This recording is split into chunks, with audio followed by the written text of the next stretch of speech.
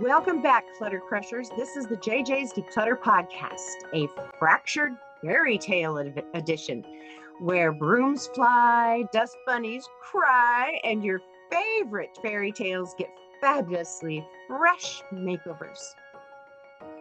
We're your hosts, the JJs, your fairy godmothers of funk fighting, clutter busting, and closet de-chaosing. Today's tale is less about glass slippers and more about garment saving strategies. Yep, this one's got it all. Moth infestations, fabric frights, storage nightmares, and family drama stickier than a lint roller in July. So hang up your ball gowns, folks, because it's time for Cinderella and the Mothball Masquerade. We did good. Act 1, the grime before time. Once upon a grime, in a manor with more mess than majesty, lived Cinderella, our sweet, soot-scrubbing heroine who had a bigger chore list than a spring cleaning chart written in glitter ink. Cinderella, sigh. The only thing magical around here is how these dishes keep multiplying. Drizzy, one of the stepsisters. Oh, Cindy Pooh, I need you to unjam my jewelry armoire. I think my tiara is stuck under that pile of costume earrings from 1997. Grungella, one of the other stepsisters. Also, I may have accidentally grown a cheese civilization under my bed. Bring tongs. Cinderella didn't just do chores. She wrangled rodents, laundered layers of lace, and hand-washed heirlooms that hadn't seen soap since the last eclipse. Cinderella, note to self, petition the kingdom for better laundry legislation. Then came the day she discovered the closet of doom. Act 2, Closet Chaos and Carnage. Cinderella said, "Oh, by the thread of Thimblethwaite, there's a fluttering infestation of doom. Moths? In the heirloom closet?" Fabric-hungry moths swarmed like bargain hunters at a Black Friday sale. Tulle exploded. Velvets vaporized. Sequins shuddered. Those moths didn't nibble. They hosted a buffet, and all their family came. Cinderella, oh no, this isn't just disorganization. It's a textile apocalypse. Drizzy said, I thought those holes were avant-garde. Grungella said, I call it the Swiss cheese sophistication. Cinderella realized something important. If you don't tend to your textiles will rebel. She declared war on clutter, on moths, and on mildew-scented mystery capes. Act 3, Declutter Strikes Back. Cinderella said, okay, action plan. First, bag the sentimental sweaters. If I haven't worn it since the Royal Bake Sale, it's out. She made piles. Keep it if you wear it. Clean it if it's critter friendly. Donate with a may contain moths disclaimer. Side note, honestly, don't donate them, toss them. Charity shops are not set up to deal with infestations. And toss anything that smells like grandma's attic in a thunderstorm too. Cinderella said, out with the old, in with the odor-free. She sprayed peppermint oil like it was perfume, lined drawers with cedar, and sealed wool coats in garment bags like they were royalty. Even the mice got confused and moved into labeled Tupperware bins. We thought that the Tupperware multiplied. Now the mice are there too. Oh my goodness. Bonus, Cinderella created a closet emergency kit. complete with sachets, silica packets, a mini vacuum, and laminated moth spotting tips. Interlude, we're going to talk about moth mythbusters. Let's take a breather and bust some bug-based bunk in moth Moth mythbusters. Mythbusters. Myth number 1. Only messy people get moths. Truth. Moths don't discriminate. They love clean wool just as much. They're like toddlers at snack time. Anything soft and hidden is fair game. Myth number 2, mothballs are the only solution. The actual truth, unless you like your clothes smelling like grandfather's basement, use cedar blocks, lavender sachets, and garment bags. Moths hate fresh air and responsibility. Myth number 3. You'll see them flying. Truth. By the time that they're flying, it's too late. The eggs are the problem. Invisible, sticky, stubborn, like glitter from a DIY disaster. Lesson, treat your closet like a kingdom. Guard it like it's holding royal secrets. Act 4, the ball, the broom, and the breakdown. The royal ball was announced and the chaos commenced.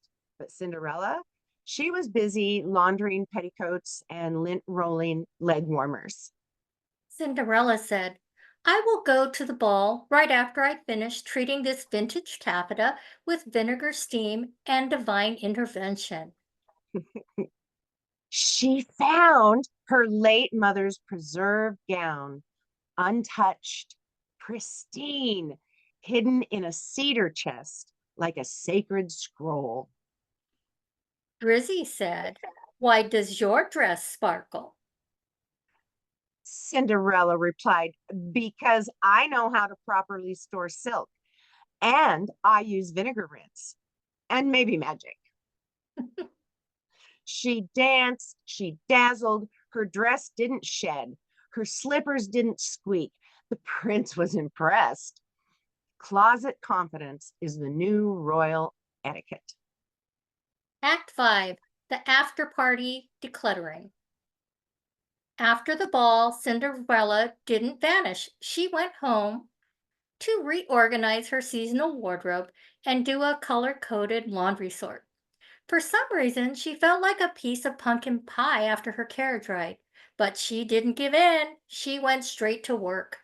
The prince arrived the next day, not with a slipper, but with questions. The prince said, do you use fabric-safe moth repellent? Cinderella replied, do I?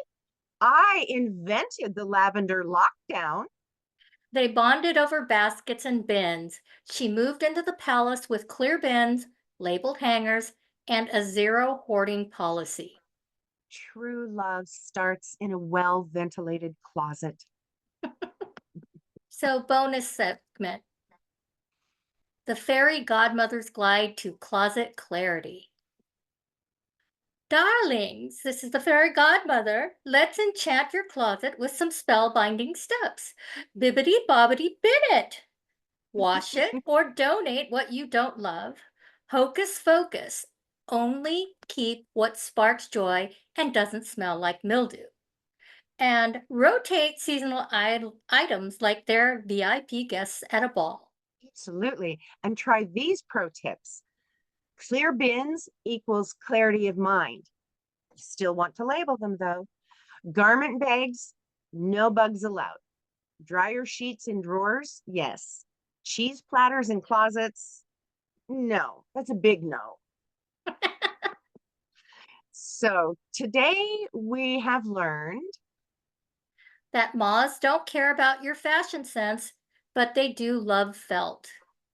that closet chaos is curable with elbow grease, cedar oil, and some good old-fashioned decluttering courage.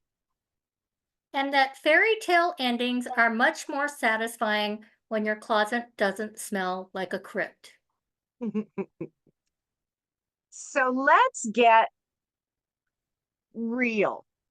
We know that this has been fun and funny and full of puns, but when you have moths that show up in your home, you need to act immediately. Yeah. It can really be devastating. We've had several people that we've helped declutter and coached, and they both had moth infestations, and it literally brought them to tears because once it's in one closet, it can spread to another closet and another room, and pretty soon they're all over the house. So the best thing to do is to keep vigilant, and if you see the moths flying around, try and isolate where they're coming from and get rid of them, and then vacuum everything. Take the items outside and brush them off, or with a lint brush, and you want to brush the seams because that's where the larvae will collect, and they're sticky. So you're going to want to not just shake them, but brush them. Right, right. And it is really important that when you use a vacuum and you have moths, you take the vacuum outside and then to dump out, if it's one without a bag, dump it out, clean that out with vinegar. And if it has a bag, you're just going to be removing the bag, but I would strongly suggest that you wipe that with vinegar also. Oh yeah, because they can live there, they can reproduce in your vacuum bag and then just fly out the hose. Right. So you need to make sure that you take care of the tools that you're using to clean also. And also, just fresh air and sunlight will help get rid of the larvae. Right, right. And I just feel that it's really important that you are aware if you do have moths, that you don't donate those things or leave them in a free pile or something like that. Just get rid of them. If you're not going to clean them for yourself, then just get rid of them, because it is like we said earlier that charity shops are not set up to deal with infestations, and it's really not. It's not a nice thing to introduce moths to them. To somebody else. That's right. Yeah. So it is, it takes a lot, and it's all the different fabrics. They like cotton, they like silk, they like wool, they like it all. They'll eat your cotton t-shirts. Yes. All those, sometimes those holes that you see in your t-shirts aren't just from being an old t-shirt. It could have been from moths. Right. So, and that's that's one of the other reasons that I never use the drawers in a hotel room. Just saying. So I guess with that, we're about at the end of our fairy tale. We do, if you have suggestions, wins, losses, frustrations with dealing with moths and things, and please reach out. Let us know your story of success, or we can help you with your frustration, and we're here for you. So we would like to thank you for joining us on this fairy tale journey of lace, labels, and letting go. We'll be back next week with more tales that clean up nicely. So until then, keep it simple, keep it intentional, and as always, keep decluttering.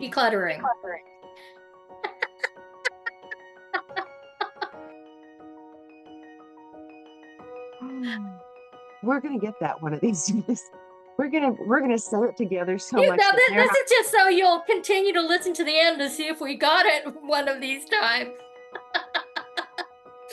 Thanks for joining. Bye.